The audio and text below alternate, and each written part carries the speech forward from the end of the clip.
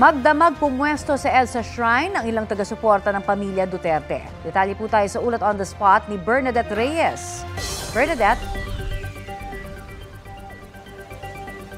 Connie, nananatili pa rin dito sa EDSA Shrine ng mga taga-suporta ni dating Pangulong Rodrigo Duterte at kasalukuyang Vice President Sara Duterte. Kagabi ay kanya-kanyang latag ang mga supporters. Pagsikat naman ng araw ay kanya-kanya silang silong. Ang iba ay nasa ilalim ng puno habang ang iba naman ay nasa gilid ng simbahan.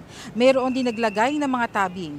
Mananatili raw sila dito ng ilang araw para magpakita ng suporta. Hangad daw nilang magkaroon ng araw ng pagpapahayag dahil hindi na raw umano maayos ang mga nangyayari sa bansa.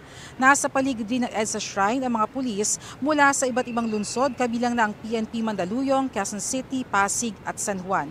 Pansamantala ay pinakiusapan muna ang mga supporters na huwag munang mamalagi sa loob ng simbahan para bigyan daan ang mga nagdarasal at nagsisimba.